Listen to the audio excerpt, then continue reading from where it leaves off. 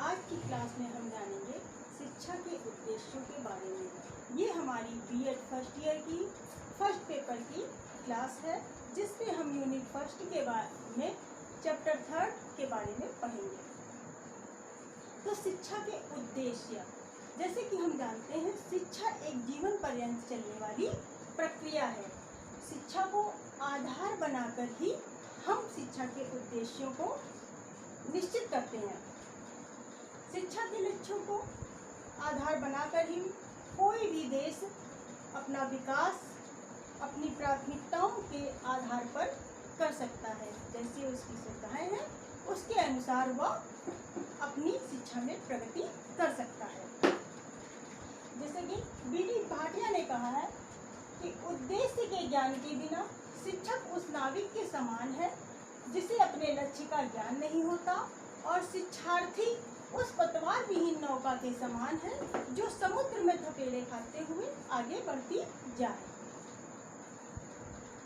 अर्थात जब तक शिक्षक को अपने लक्ष्य का ज्ञान नहीं होगा, वो अपने सब्जेक्ट के बारे में अच्छे से ज्ञान बच्चों को नहीं दे पाएगा। और जब शिक्षक ही लक्ष्य विहीन है, उसको ही नहीं पता है कि वो किस ओर जाएगा, तो वो अपनी नौका यानी अपने शिक्षार्थियों को कैसे उस दिशा में ले जाएगा जो उनके लिए सही हो। इसीलिए कहा कि शिक्षार्थी एक पतवार विहीन नौका के समान है जो लहरों के बीच थपेड़े खाता रहता है। जॉन डीवी ने भी कहा कि उद्देश्य से तात्पर्य एक क्रमबद्ध कार्य से है जिसका प्रत्येक क्रम अगले क्रम की ओर अग्रसर हो किसी निश्चित कार्य की पूर्ति हेतु। तो उद्देश्य क्या है?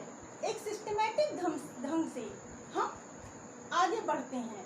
जैसे यहाँ पे हमारा उद्देश्य ज्ञान की प्राप्ति है, तो हम अपना फर्स्ट पेपर जो है उसके सिलेबस को पूरा करना चाहते हैं, तो उसको हम step by step unit first unit second unit unit by unit पढ़ेंगे और अपने उद्देश्य की प्राप्ति करेंगे। बिना उद्देश्य की शिक्षा की प्रक्रिया का संचालन नहीं किया जा सकता है। जब हमारे उद्देश्य निहित होंगे तभी तो हम किसी लक्ष्य की प्राप्ति कर पाएंगे। जब हमारा उद्देश्य ही नहीं निश्चित है तो हम किसी लक्ष्य की प्राप्ति कैसे कर पाएंगे। इसीलिए कहा गया है लक्ष्य विहीन शिक्षा निरर्थक है। जब तक लक्ष्य का ज्ञान नहीं, उस शिक्षा का कोई उपयोग नहीं है। तो शिक्षा उद्देश्य पूर्ण शिक्षा क्या करती है? एक दर्शित लक्ष्य है जो क्रिया को संचालित करती है तथा व्यवहार को प्रेरित करती है। अब हम जानेंगे शिक्षा के उद्देश्यों को प्रभावित करने वाले कारकों के बारे में। तो शिक्षा के उद्देश्यों को प्रभावित करने वाले कारक दार्शनिक कारक, अंतर्राष्ट्रीय कारक, व्यक्तिगत कारक, भौगोलिक कारक, आर्थिक कारक, सांस्कृतिक कारक, जैविक कारक, हमारे प्रौद्योगिकी कारक, वैज्ञानिक कारक, समाजशास्त्री कारक, धार्मिक कारक, ये सब कारक जो हैं वो मिलके हमारे शैक्षिक उद्देश्यों को प्रभावित करते हैं। उन्हीं के आधार पर हमारी शिक्षा के उद्देश्य निहित होते हैं।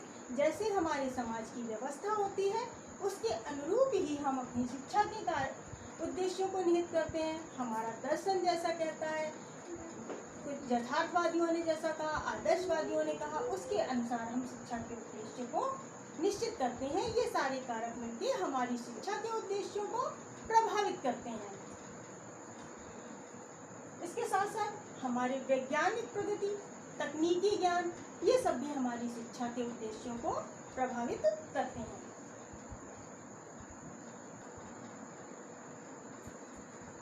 शिक्षा के उद्देश्यों के निर्माण के प्रमुख आधार, जैसा कि हम सभी जानते हैं, शिक्षा का हमारे जीवन से घनिष्ठ संबंध है और घनिष्ठ संबंध होने के कारण ही शिक्षा के उद्देश्य जो हैं वास्तविक जीवन पर आधारित होते हैं। इसके कुछ जैविक आधार हैं। जैविक आधार में हम कह सकते हैं कि जैविक दृष्टि से मनुष्य कैसा एक सामाजिक व्यक्ति है और बौद्धिक प्राणी है। उसकी बुद्धि के अनुसार ही हम उसको पशु से अलग करते हैं। यदि मनुष्य के पास बुद्धि ना हो तो वो कैसा पशु के समान ही हो जाएगा। बुद्धि के कारण ही उसे सभी प्राणियों में श्रेष्ठ माना जाता है और उसको हम शिक्षा के द्वारा सुसंस्कृत प्राणी बनाते हैं। इसी प्रकार कुछ दार्शनिक आधार है, जैसे कि हम कहें जिस प्रकार का हमारा शिक्षा दर्शन होता है उसी प्रकार से हमारे शिक्षा के उद्देश्य निश्चित हो जाएंगे, यानी जैसे हमारे जीवन का दृष्टिकोण होगा उसी के अनुरूप हमारे शिक्षा के उद्देश्य निर्धारित होंगे। दर्शन शिक्षा के लक्ष्यों को निर्धारित करने से संबंधित है। समाज के दर्शन की शिक्षा के लक्ष्यों के निर्धारण में महत्वपूर्ण भूमिका होती है। विभिन्न दार्शनिक विचारधाराओं के अनुकूल शिक्षा के विभिन्न उद्देश्य रहे हैं। आदर्शवाद, जड़वाद, यथार्थवाद, प्रयोजनवाद और समाजवाद। आदर्शवाद किसकी बात करता है? धार्मिकता, नैतिकता, आध्यात्मिक आदर्शों की बात करता है। वह सत्यम शिवम सुंदरम की अवधारणा को प्रस्तुत करता है। इसी प्रकार जड़वाद, यह विचारधारा मानव के शारीरिक तथा मानसिक विकास पर बल देती है। यथार्थवाद भौतिक सत्यता की बात करता है, यथार्थ जगत की बात करता है। तो इसके शिक्षण का उद्देश्य प्रौद्योगिकी, आर्थिक और वैज्ञानिक प्रगति से होता है। प्रयोजनवाद की विचारधारा एक बहुतत्ववादी विचारधारा है। इसके अनुसार शिक्षा प्रत्येक व्यक्ति की सामर्थ्यों तथा प्रवृत्तियों के विकास करना है। नेक्स्ट है हमारा समाजवाद। समाजवाद की विचारधारा समानता पर बल देती है, यानी सभी को समाज में न्याय की स्थापना पर यह बल देती है कि शिक्षा का कार्य समाज में न्याय की स्थापना करना है। नेक्स्ट पॉइंट है हमारा मनोवैज्ञानिक आधार। तो मनोवैज्ञानिक आधार मनोविज्ञान ने मनुष्य की प्रवृत्ति, उसके शारीरिक, मानसिक, संवेगात्मक और सामाजिकता का अध्ययन किया और यह बताया कि बालक का समस्त विकास उसकी जन्मजात शक्तियों, प्रवृत्तियों, रुचियों और रुझानों के अनुसार होता है। जैसे कि दो बालक एक समान नहीं होते हैं। हम अपने परिवार में ही देखते हैं कि क्या होता है, दो बच्चे एक समान नहीं होते हैं। एक ही माता पिता की संतानें एक समान नहीं होती हैं। उनकी रुचियों, उनकी प्रवृत्तियों में, उनकी शक्तियों में अंतर होता है। तो यह अंतर हमको किसने? मनोविज्ञान ने सिखाया। मनोविज्ञान के द्वारा ही हम शिक्षा में बालक के विकास की बात करते हैं।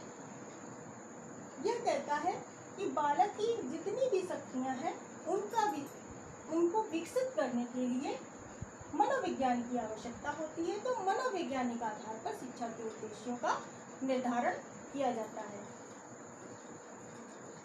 नेक्स्ट पॉइंट है हमारा सामाजिक आधार। जैसे कि हम जानते हैं कि जो समाज की दशाएं होती हैं वह शिक्षा के उद्देश्यों के निर्धारण में महत्वपूर्ण भूमिका निभाती है। भारतीय शिक्षा का उद्देश्य समाज को शिक्षित बनाना है तथा सबके जीवन यापन के लिए साधन जुटाना है। यानी जैसे हम कहें कि आज कल क्या है, हमारे ग्रामीण क्षेत्रों की बात करें तो वहाँ क्या है, लोग क्या सोचते हैं कि इसको पढ़ाने लिखाने से क्या फायदा होगा। अभी बच्चा जो कार्य कर रहा है वो करे और पैसे धन का अर्जन करेगा। जितना समय वो पढ़ने में बिताएगा उतने समय में वह जीविकोपार्जन करना सीख जाएगा। इसलिए वो पढ़ाने पर विशेष ध्यान नहीं देते हैं। इसीलिए हमारी सरकार तमाम प्रकार की योजनाएं चलाती है, जैसे निःशुल्क शिक्षा का अधिकार, 6 से 14 वर्ष के बच्चों को निःशुल्क शिक्षा दी जाती है। सर्व शिक्षा अभियान इस प्रकार के योजनाओं का संचालन करती है। नेक्स्ट है हमारा राजनैतिक आधार। तो जो राजनैतिक आधार है वो शिक्षा के उद्देश्यों पर इसका तत्कालीन सरकार का प्रभाव पड़ती है। उस समय जो सरकार कार्य कर रही है वह अपने अनुसार ही शिक्षा की व्यवस्था का गठन करती है, क्योंकि उस समय वह सरकार ही कार्यभार संभाले होती है। तो वह अपने अनुरूप ही शिक्षा के उद्देश्यों का निर्धारण करती है। है हमारा आर्थिक आधार, अर्थात समाज की आर्थिक दशाएं उसकी शिक्षा के स्वरूप, उसके उद्देश्यों के निर्धारण में महत्वपूर्ण भूमिका अदा करती है। प्रत्येक देश के उत्पादन की मात्रा, वितरण की पद्धति तथा आर्थिक व्यवस्था जो है वो वहाँ की शिक्षा पर गहन प्रभाव डालती है। जैसे उस देश की आर्थिक स्थिति होगी उसी प्रकार वह शिक्षा पर व्यय करेगा। जैसे हमारे यहाँ क्या है कि शिक्षा की भारत में अच्छी व्यवस्थाएं नहीं हैं। बच्चे चाहते हैं कि वो बाहर जाएं और शिक्षा ग्रहण करें, लेकिन उसके लिए क्या है, उनके पास धन की कमी आती है।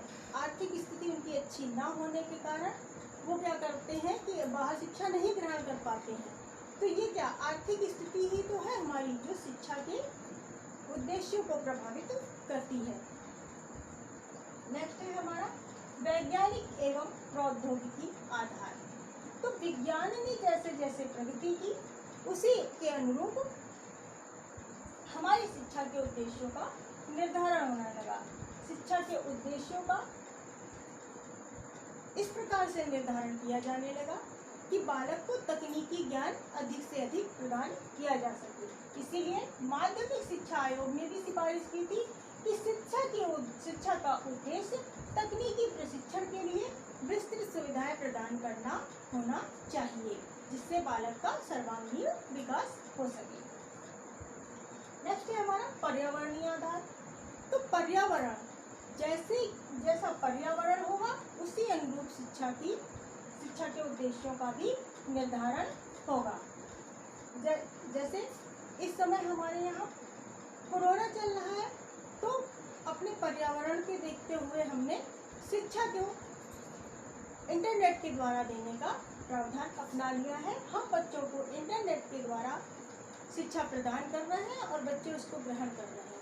उसके लिए क्या है कि ऐसा पर्यावरण हो। अगर बच्चे के पास मोबाइल नहीं है, इंटरनेट की सुविधा नहीं है, तो वो हमारी शिक्षा को कैसे ग्रहण करेगा। तो जो पर्यावरणीय कारक है वो भी हमारी शिक्षा के उद्देश्यों का निर्धारण करते हैं। नेक्स्ट हमारा सांस्कृतिक आधार। संस्कृति, जैसे कि हम जानते हैं कि हम समाज में रहते हैं और प्रत्येक समाज की अपनी एक संस्कृति होती है। कुछ उसके नैतिक विचार होते हैं, कुछ उसके रीति रिवाज मान्यताएं होती हैं। प्रत्येक समाज चाहता है कि इन रीति रिवाज और मान्यताओं को वो अपनी दूसरी पीढ़ी को हस्तांतरित करे। नैतिक आधार।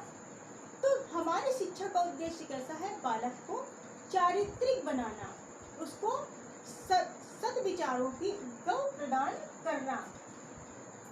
तो हमारी शिक्षा का उद्देश्य ऐसा होना चाहिए जिससे हमारा बालक एक कुशल नागरिक, एक सामाजिक प्राणी बन सके।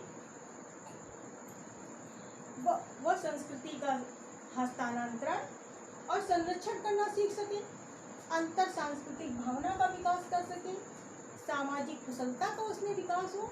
इस प्रकार की हमारी शिक्षा के उद्देश्य होने चाहिए। आगे नेक्स्ट क्लास में जानेंगे इसके सेकेंड पार्ट में। धन्यवाद।